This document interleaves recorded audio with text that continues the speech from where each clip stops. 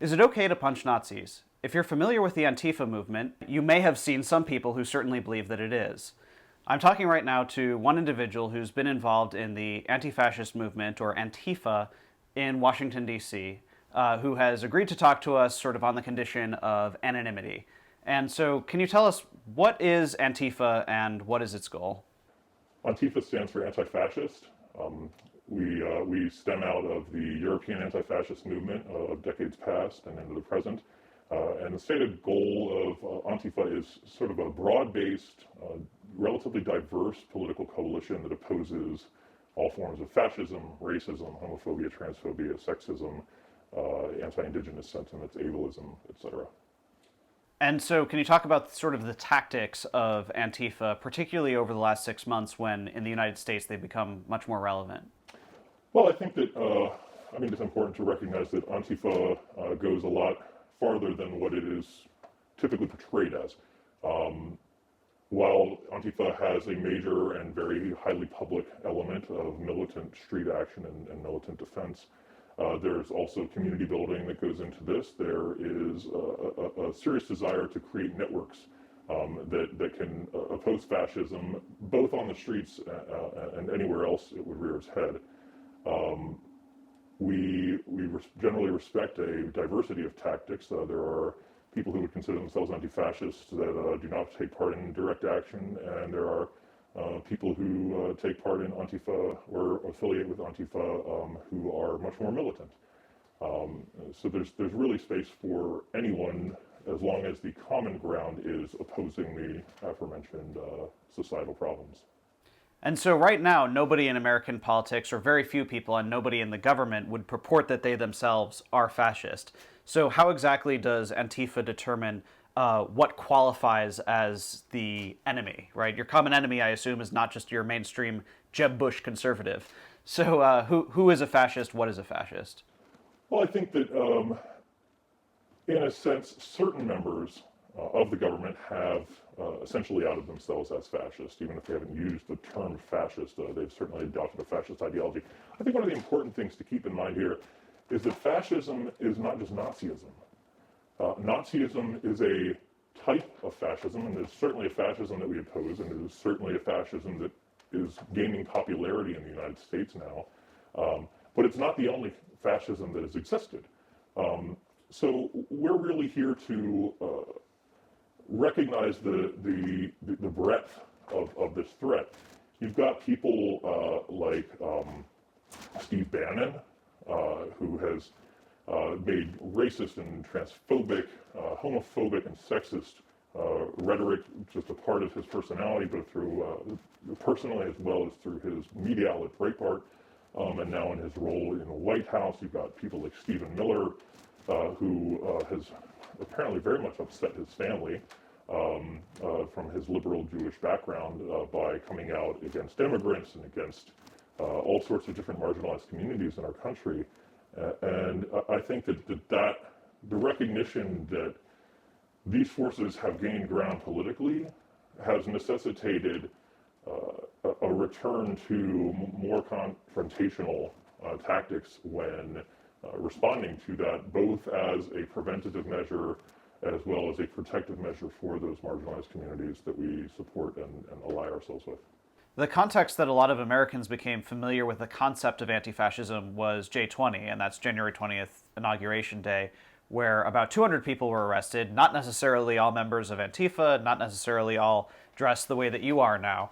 But among those who actually were there as Antifa, what was sort of the goal that day? A criticism that some people levy is they attacked a Starbucks and a Bank of America, right? How does that oppose fascism, and what was your experience that day? My experience that day, I was very highly mobile, and I actually wasn't directly involved in the block that led to the vast majority of the arrests that day. However, I did observe a lot of the police violence that took place that day. I think that the overall message, I would actually caution against characterizing that day and those protests as being Antifa. Publicly, the protests were billed as an anti-capitalist bloc. and certainly a response to Trump's presidency. And while Antifa and anti-fascist sentiments were certainly a major component of those actions, there's a much broader message there that was anti-capitalist, anti-fascist, anti-racist. Most of the qualities that Antifa would support, but I would hesitate to characterize it specifically personally as an Antifa action. But you were there, and you personally are an anti-fascist. So what was sort of the involvement of those who would identify as anti-fascists? Well, I think that it's really important to point out that Antifa isn't an organization. It's not a club. We don't have membership. You can claim to be Antifa without knowing any other people who are anti-fascist. You just have to be anti-fascist. So Antifa is more an idea than it is a group. And now there are certainly organized contingents of Antifa, and I know some of them. But I think that it's important to note that I can only speak for myself.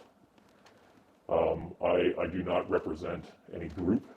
I've not been elected to speak on behalf of any group. My words are my words. I know why I was there that day.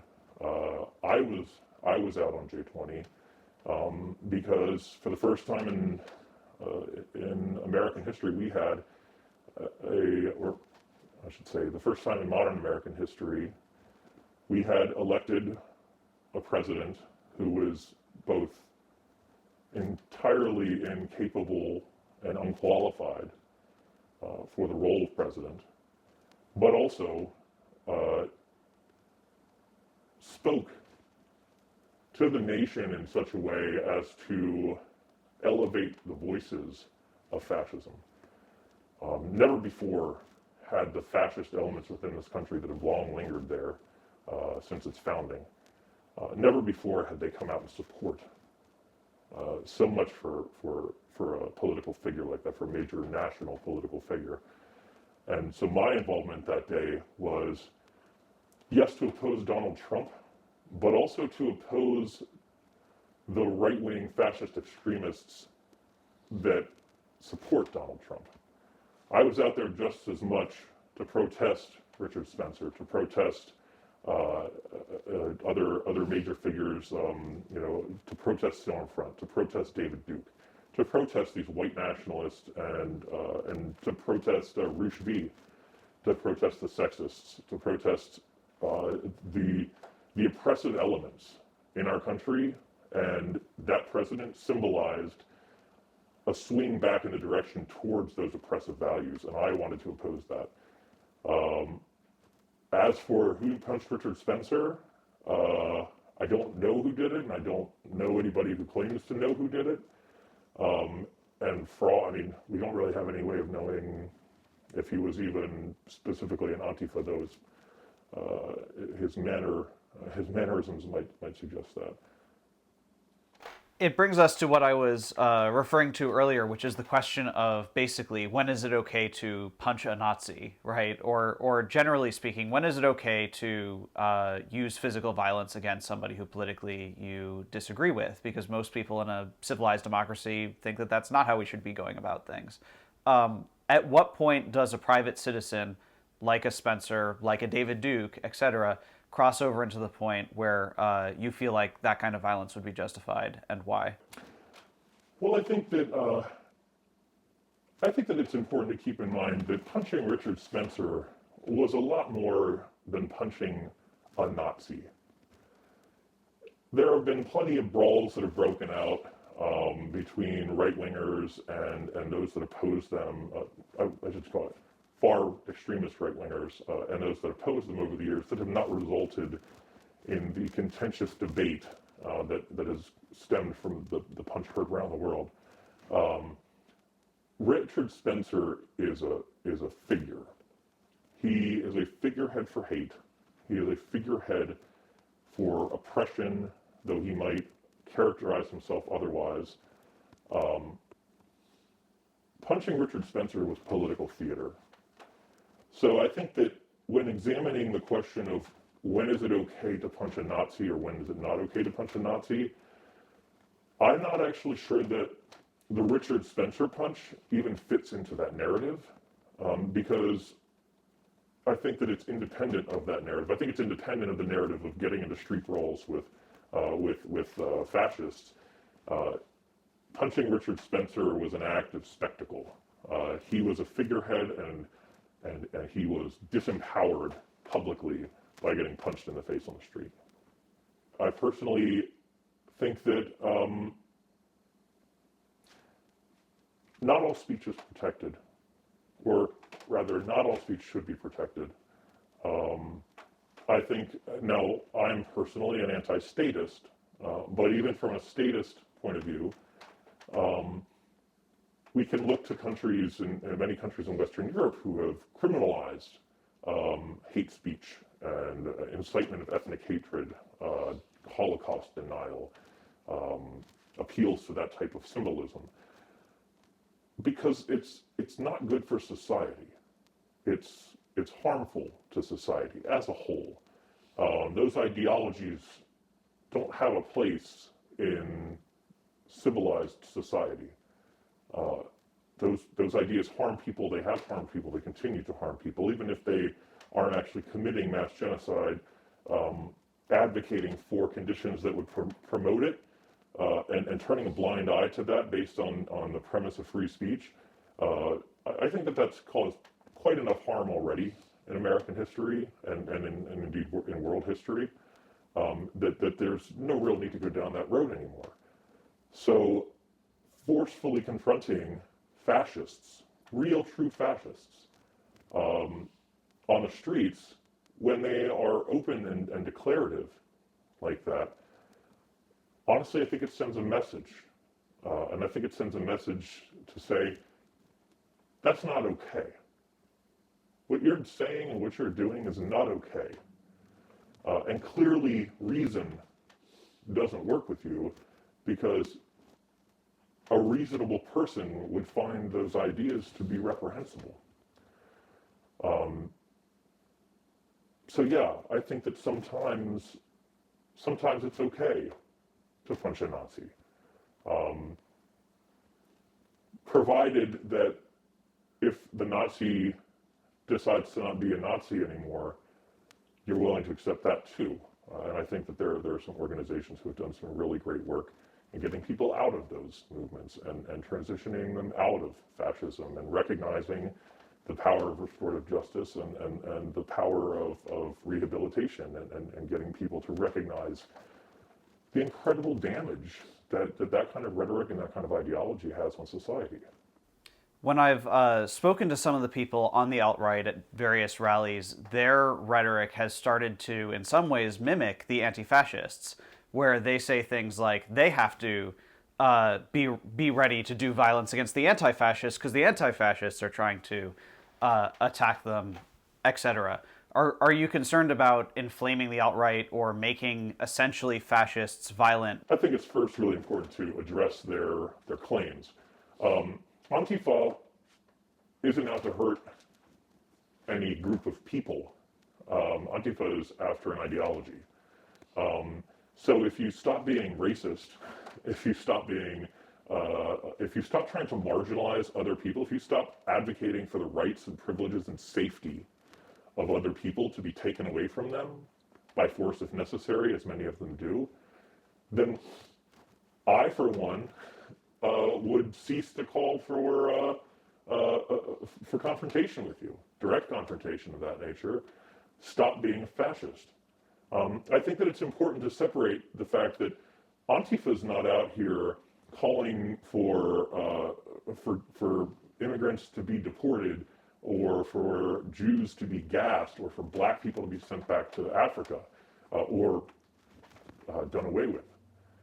We're out here saying you shouldn't be advocating that. You shouldn't be trying to build a movement to enable that. So I think that it's a false equivalency to state that Antifa is somehow at the same level of rhetoric as fascists. I think it's also important to note that there's plenty of people that are in the alt-right, or in the alt-light, I suppose, that I don't really think have fully thought this out. I don't think that they've really fully acknowledged or let the weight set in on who they're hanging out with and what these people are advocating for. And I think it's important for them to realize that, as some of them have, and we've seen fissures within their movement as well, and take a big step away.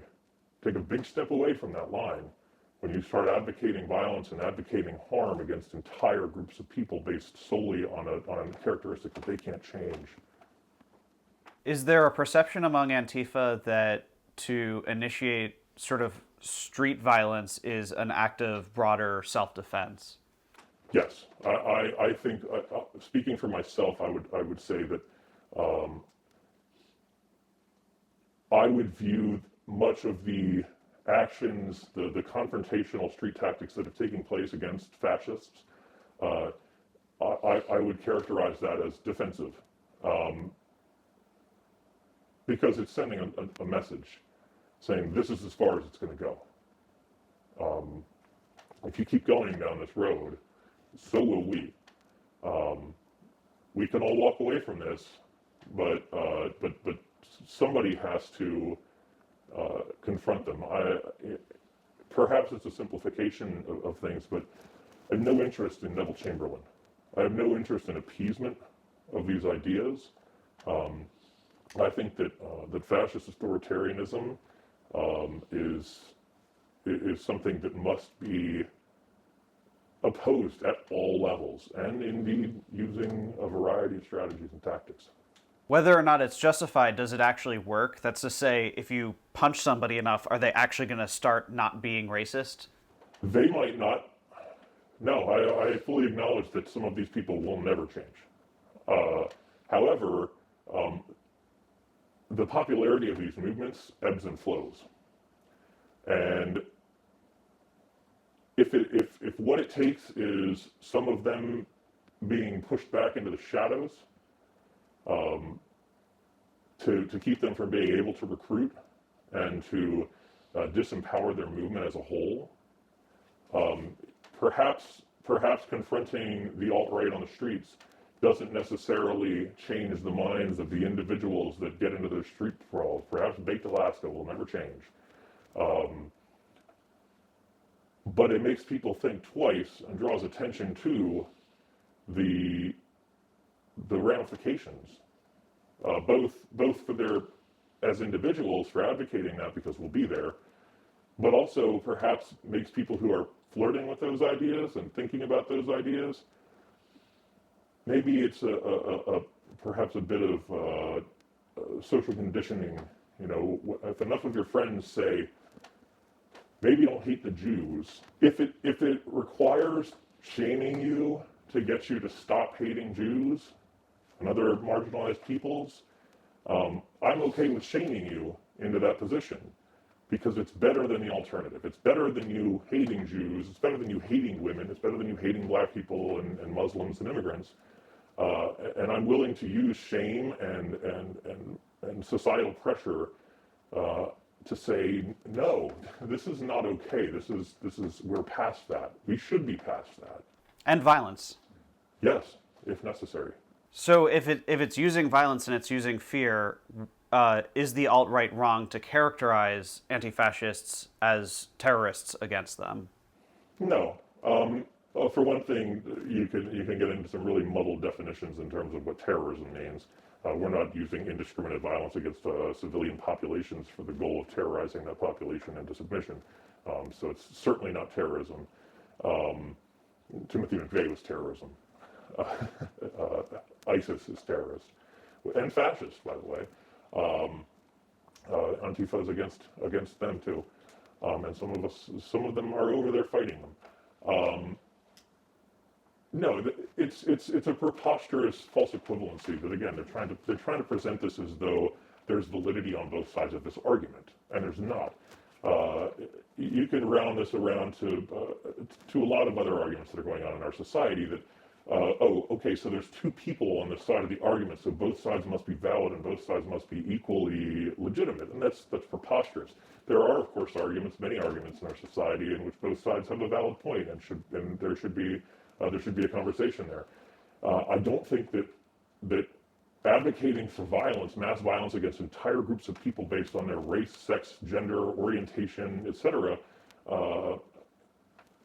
there's no way to legitimize that argument. No matter how many times you want to say it, no matter how many times you want to advocate that black people being in your community threatens your white identity, I'm sorry, it doesn't.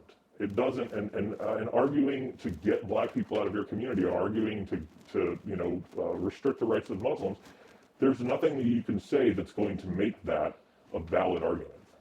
So a lot of the alt-right, and then it seems like Antifa as well, kind of talk about this entire sort of struggle that's happening on the streets as if it is, the streets and the internet, I really should say, as if it's a kind of spiritual or physical, like, war for the country. And in fact, with the rally coming up on Saturday, 2 days from now as we're recording this, there are veterans in militia groups who are going to show up with guns like they would to Baghdad, because they believe that they honestly believe that that's how they will keep the peace between the two organizations or ideologies, so to speak. How did we get to this point where both sides, and even people who are outside of either side, view this as a kind of war inside our country?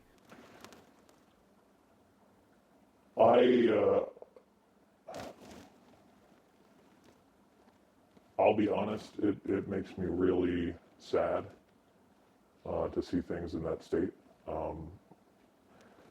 I don't want war, and I think, and I acknowledge that there are elements on both sides that seem to want that.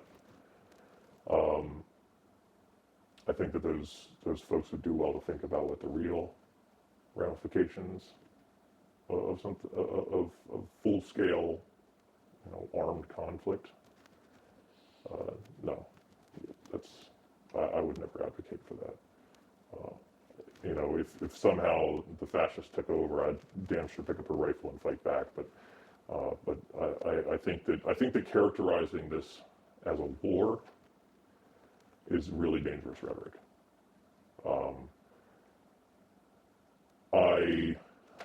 I don't have a problem with firearms.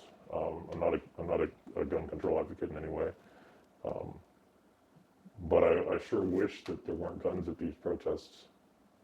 I understand the appeal of it, and I know that my opinion is unpopular even within people that I run with.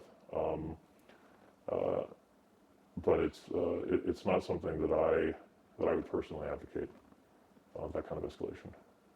From my own sort of online research and sources within both the militia and within the alt-right, people plan to open and concealed carry at Saturday's rally, at least from the militia and alt-right side. I'm a little bit less familiar so far with what the left-wing response is going to be. So from your perspective, can you tell us a little bit about what we can expect? Well, I think that what you should expect is somewhere in the neighborhood of 1,000 clergy marching out in the front of the opposition ranks. There's been a big call to action to bring clergy out to sort of soothe those tensions. I don't know for sure whether or not any of the armed left-wing groups will be out. But I am hoping that what we see on Saturday is probably a lot of Nazis and a lot of fascists, some of them armed, a lot of patriot groups and militia groups, all of them armed, and hopefully a whole heck of a lot more demonstrators showing that this is not okay, standing behind perhaps quite a lot of clergy. And I say that as an atheist. because I think that there's a lot of potential for symbolism there. But there's also the terrible, terrible, and very real potential for violence this weekend. I won't be there. I have prior obligations, but there is a very serious and very credible potential for violence. But I truly hope that it doesn't get to that. I hope that somebody doesn't think it's a good idea to go unarmed up against a bunch of Nazis with guns. And the fact that they don't have a permit this weekend at this point is also, I mean, it's such a volatile situation because you've got 3, maybe 4 potentially armed contingents between the police, the fascists, the militias, and potentially armed leftists and Antifas. I really hope that everybody follows those principles of gun safety and keeps their fingers off the trigger. I'm very much hoping that's how it turns out. I'm interested in how that kind of conflict has any effect on actual real-world sort of policy or outcome. Is it the perception among the anti-fascists that if they sort of win in a street brawl, whether it be at Berkeley or in Virginia or in D.C., that somehow that's going to translate into less state oppression? I think that those are independent issues, perhaps related, but certainly independent. State repression is a much broader issue. State repression takes place independent of the ideological confrontation that's going on between the alt-right and anti-fascists. State repression has existed before, it will exist after, and it's certainly not solely characterized by conflicts at protests between fascists and Antifa. So that's a whole other can of worms. As far as where we're going, I'm sorry, can you repeat the end of that? Does who wins the conflict have any effect on the actual outcome in society of whether or not we have a fascistical state or whether we have an anti-fascist state? I think that we're kind of in new water here. I've been around for a bit. This is not my first rodeo, and but the way that this is taking place is a lot different than it has been in the past. So, for instance, I've seen a lot of really interesting writing, not all of it that I necessarily agree with, about the whole concept of this meme warfare. Maybe I'm marking myself irrelevant, but I would like to see it matter less. However, it does seem to matter. It does seem to be affecting, to a very high degree, the public discourse. Pepe the Frog is being discussed on major media, and conversely, figures of the left and of other political ideologies from the internet are being discussed openly in classrooms on political studies and indeed on the media. So I think that we can kind of disparage them and make fun of that reality, but it is a reality. The results of street brawls, do the individual street brawls matter in the long run? I don't know. I don't know that we'll know that anytime soon. But I certainly think that the rhetoric being thrown back and forth as a result of those street brawls and as a result of these ongoing internet battles, I think that certainly seems to be having a marked impact, at least on major segments. I don't think that retirees are much talking about it, but certainly the youth and certainly the millennials, even the Gen Xers, the generation below the millennials now coming of age, that's a discussion that's being had. I think that spectacle is definitely a really key concept. It seems to me that there's a certain significant contingent amongst all of this on both sides that does see this as some sort of spectacle, that sees this as, gaining ground or losing ground. There was the whole Battle of Pixelgrad.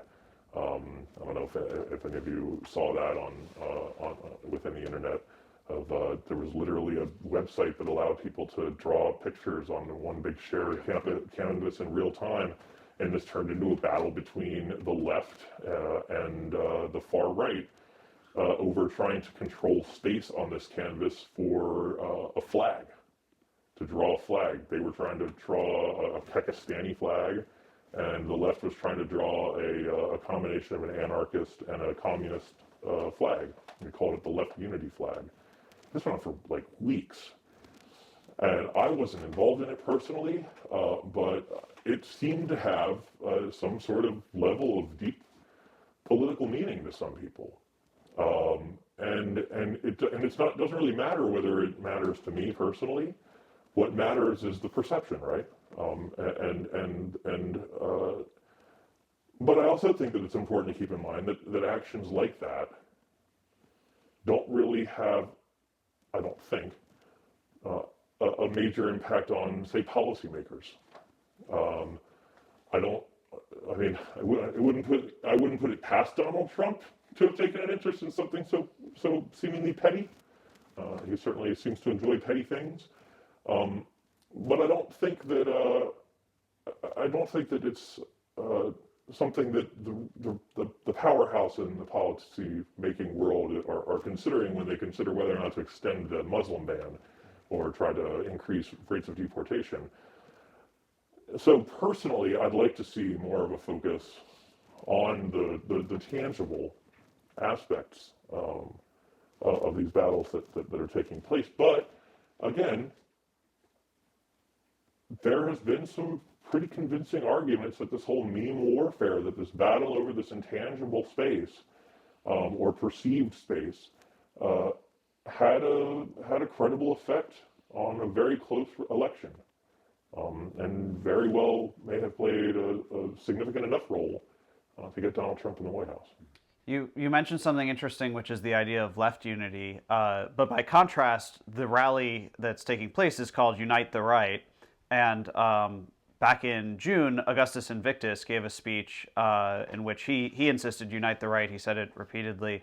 And he actually noted the fact that he doesn't identify as alt-right nor alt-light. He claims to be something else in the more libertarian conservative sphere. When I've asked people in the Unite the Right ideology, why should a conservative unite with a fascist or a literal National Socialist, like a literal Nazi, the rhetoric that I've usually gotten in return is because we all hate Antifa, because we all hate the left.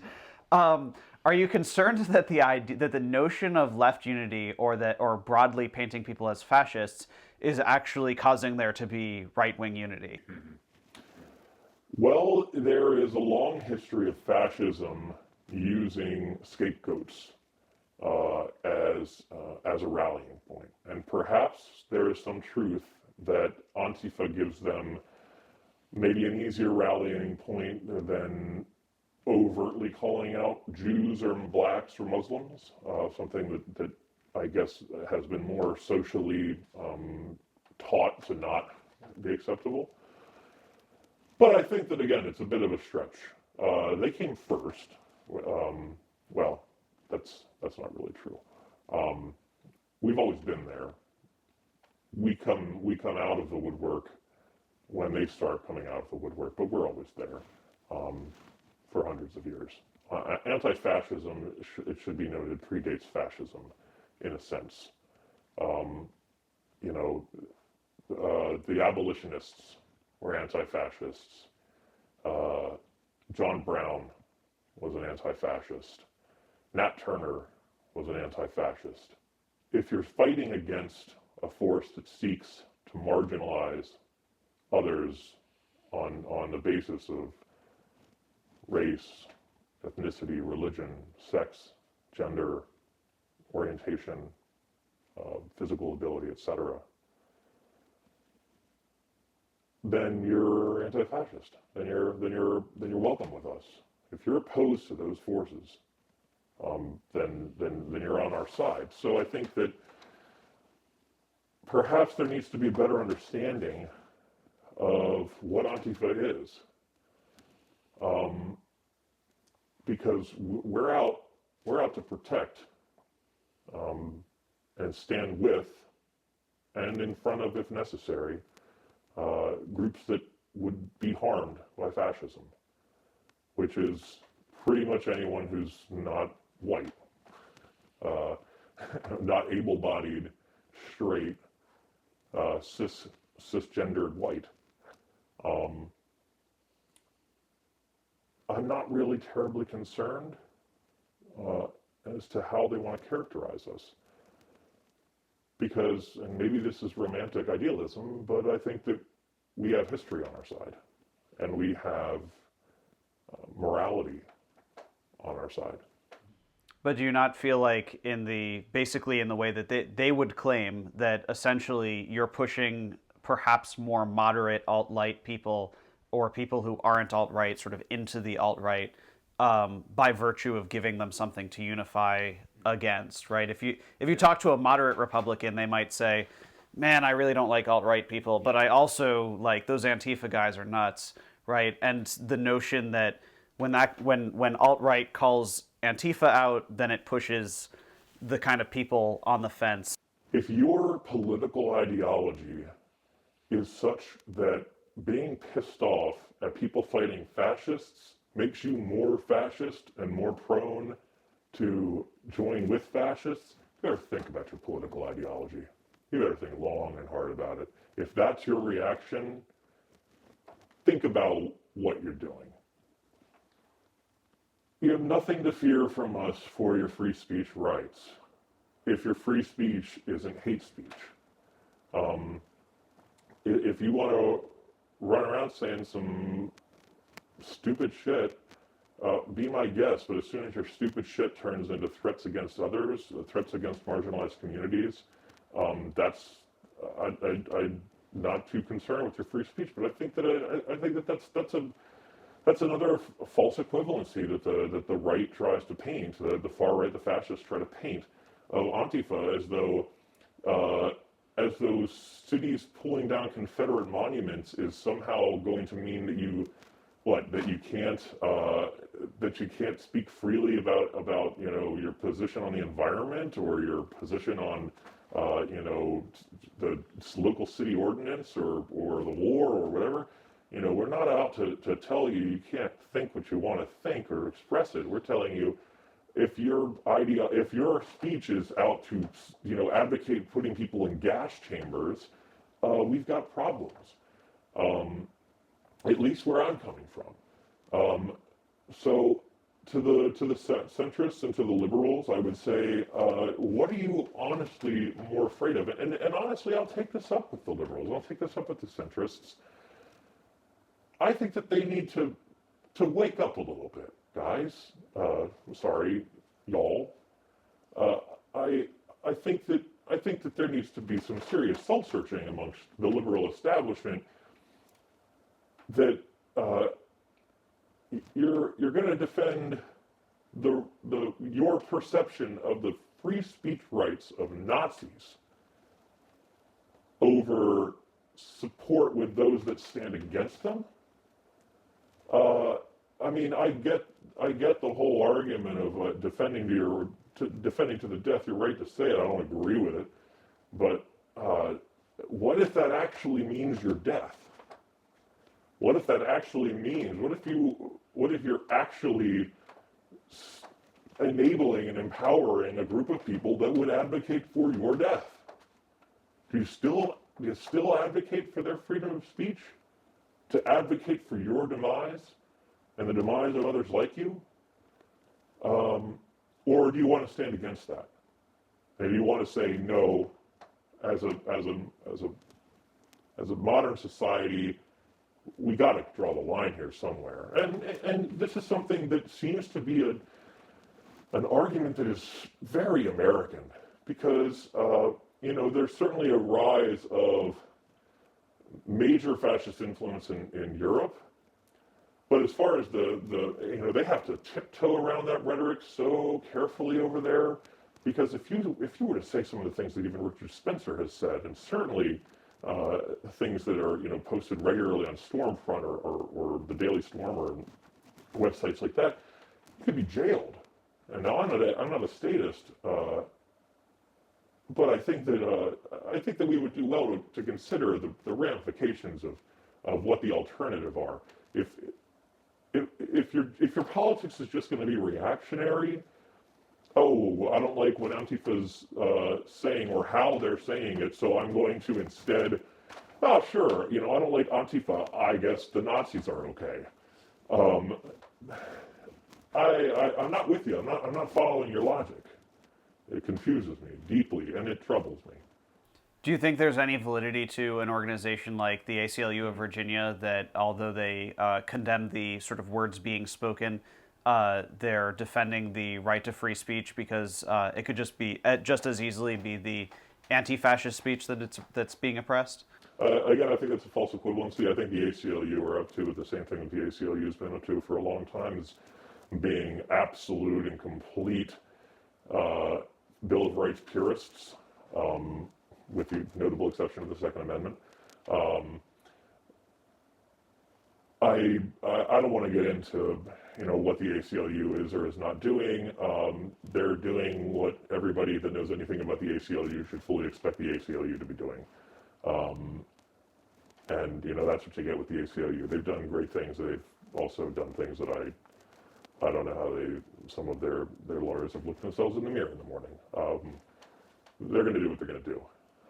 But that goes back to the previous question of, there's speech that shouldn't be free. I'll say that. There's speech that shouldn't be free when it would call for others to not be free. When it's a real, tangible, credible threat against the freedom of others. Credible. Is it actually credible when Richard Spencer or like the leader of like America's sort of national socialist movements or just these profoundly fringe movements talk about this stuff? I think that you could argue that 10 years ago. But I think that you can look at Oklahoma City, which prior to 9/11 was the largest single casualty count in a terrorist attack in U.S. soil. And then you tell me that there's not a tangible threat there. The Olympic Park bombing. Tell me that's not a credible threat. Charleston church shooting. Tell me that's not a tangible threat. These people mean business. These people will kill people. Maybe they won't get to the level where they can do it with the power of the state. Maybe they won't get to the point where they're putting people in trains and sending them off to gas chambers. But they are walking into mosques. They're walking into Sikh temples. They're walking into church basements, and they're killing people. And they're going to keep doing it unless we oppose them with all the force that is necessary to make it very, very clear that this is unacceptable.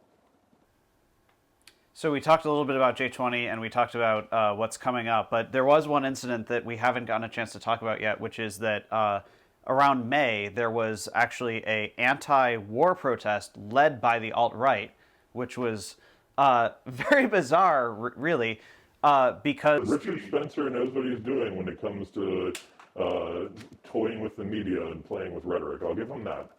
You were there, and you among the other Antifa showed up to protest Richard Spencer, who was protesting a missile strike against Syria.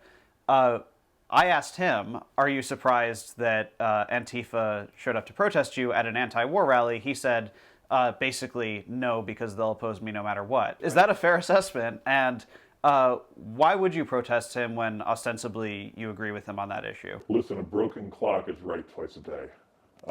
Richard Spencer is standing against the war in Syria. He's not standing against the war in Syria for the same reason that we would stand against the war in Syria. So he can buzz off with that argument. We're not there for the same reason, even if the overarching message is the same. Richard Spencer is still there, not because he cares about the Syrian people or about the conflict there, but that he cares about his message of hatred and fascism is being marginalized by the administration and not being given the proper amount of attention that he expects it to be, and is instead being distracted away from by bombings in Syria. I do not believe for a second that Richard Spencer gives two shits about the people of Syria. He's not convincing me of that. He wasn't there that day to stand for peace. Our anti-war sentiments come from a desire for peace.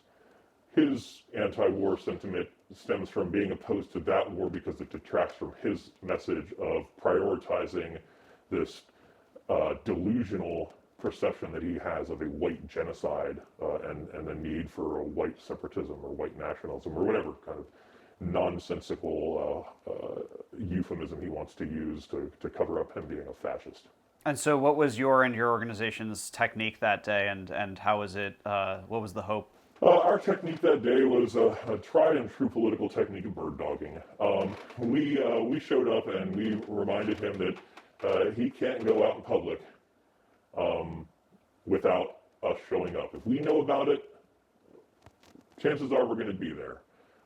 So, Dickie, I hope that you got your running shoes on, because you're going to have to do a lot more cardio if you keep showing up and doing stupid stunts like that. And so can you talk about specifically, so it was actually as he tried to leave, he wasn't able to leave in his taxi cab. I believe it was you on a bicycle in front, and somebody else kind of came up behind the cab and more or less tore him out of his taxi. Well, I did not physically take him out of his taxi, and actually he jumped out of his taxi. So I kept a pretty solid eye on him throughout that day, and I was not particularly involved in any of the melees. I didn't so much as push anybody that day. I could say it with a clean conscience. I got a mask on right here. I can tell the truth, but the truth is I didn't physically confront anyone that day. Our tactic that day was to remind him that he can't go anywhere with his hate and his rhetoric and expect to have an open platform. We will do everything in our power to deny him that platform. If that means shouting him down, so be it. If that means glitter bombing him, so be it. And if that means me seeing him sneaking off like a dog with his tail between his legs away from the group as his minions stuck around creating a false altercation with the Antifa so that he could sneak off and try to get into a taxi until I got in front of the taxi on a bike and called attention to his little sneak away trick, then so be it. And if that means slowly riding behind him as he honestly unnecessarily ran, because at that point I was one of two people that was still keeping up with him, and none of us had any intention of catching up to him. What am I going to do? Commit assault on the streets of D.C.? There's much less on the White House grounds. Like, yeah, I'll get away with that. No. He ran for an hour through the streets of D.C., couldn't get in a cab. I heard a rumor that an APB went out across the taxi cab band that was basically saying a Nazi's trying to get a cab so nobody would give him a ride. That karma, man. But yeah, you know, it was pretty funny, because this is a guy whose persona is built around being masculine and being this perception that the alt-right nationalists have of themselves, and yet he got punched in the face in January, and then he runs from one guy on a bike with a horn, which he called the war horn. Was it he called the war horn? I thought I heard that in the video.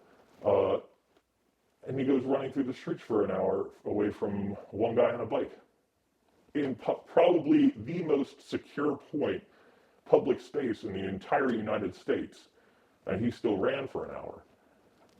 You know, what is there to say? He did our work for us that day. he absolutely did our work for us, because all we did was show up and make a lot of noise, throw some glitter, run around, block his car. Nobody laid a hand on him. Nobody laid a hand on the cabbie. In fact, when people ran up around the cab, everybody was yelling, don't hurt the cab, don't hurt the cabbie. Like, this guy didn't do anything. Like, he's just trying to do his job today. People were like yelling through the window of the cabbie, "We're not going to hurt you. We don't want to hurt you. You're safe. You're safe." Nobody managed to lay a hand on him. And to be honest, I don't know that anybody necessarily did, because I mean, even if they did, there's like 100 cops everywhere, because we are literally on the White House grounds. But he did certainly make a spectacle of himself, with just a little bit of prompting. If your whole point is to not give him platform, why would you prevent him from leaving? Well, I think that he didn't have a platform at that point. And I think that at that point we were taking the platform back from him, because as we could see, I'll tell you honestly, I recognized that he had a journalist, you, chasing after him the whole time, and the whole thing was getting caught on camera. Had you not been there, I don't know that I would have even bothered. The fact that it was all going to be recorded really enabled it to continue to be spectacle. Going back to the argument of spectacle, that created, and I don't mean to throw you under the bus on that, but that you're doing your job as a press. But that allowed it to continue to be a spectacle. Had there not been a spectacle, like, what the hell? Like, I wasn't going to catch up to the dude and hit him. Like, what am I going to do? Go to jail over trying to punch Richard Spencer? I had no out at that point. I chased him until he finally got into the minivan, and then rode off into the darkness and went home and had a couple beers. Meanwhile, he went online to say that he was viciously chased through the streets of DC, and it's like, by one guy and a cameraman. So I have a couple follow-up questions. First of all, Ford and I have spoken to quite a few people on the alt-right who would claim that by denying them their ability to express their free speech, you are helping create the society which you claim to be fighting against, that you are, as they say, the real fascists or the real communists. How would you respond to that? I don't think that they understand what fascism means. Well, I think that they do, but I think that they are intentionally misconstruing what fascism actually means. Fascism is an authoritarian political philosophy that combines nationalism with this authoritarian focus on othering a group or groups in order to maintain political power through a sort of identity, nationalist identity. We don't do that. So to call us fascist, I think there's a lot of conflation. I understand that there are some people who perhaps would like to call us authoritarian. I would tend to disagree with that as well. I think that the definition between fascism and authoritarian is kind of getting lost as well.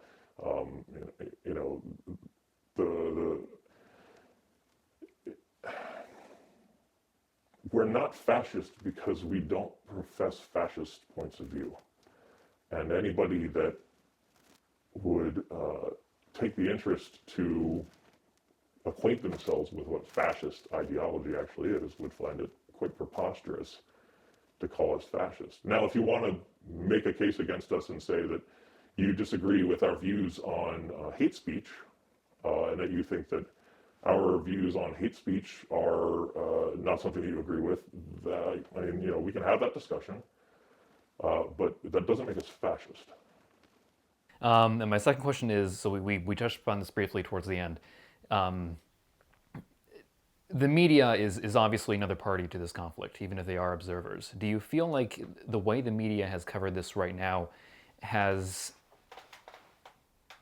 conflagrated the conflict as it stands, has made the situation worse, or has it adequately portrayed the viewpoints that you think this entire conflict should be? I think that the media, the mainstream media especially, has not done a very good job of fully investigating a lot of the things and fully comprehending a lot of the things that they're reporting on. And perhaps there's some fault in that on our part for not being as accessible as we could be for various reasons by various people. I think that if you ask the right questions as a journalist, you can understand this better. And I think that, from what I've seen of your work, generally you're on the right track. And I'm not saying that you have to agree with everything that I'm saying, but I think that journalists, by and large, should be doing a better job of understanding, really doing the in-depth analysis and checking their facts with somebody who can verify them. So yeah, I think that there's been a lot of perhaps sloppy or lazy journalism that leads to sensationalized perceptions. And I also think that, as I said, there are accessibility issues here. There is a problem with being able to get people on camera to discuss these things, because my ideas and my beliefs are mine, and there's a lot more beliefs out there that I'd love to see get some space. And one last question. So you said you yourself are not going to be in attendance at the rally that's going to be occurring at Charlottesville.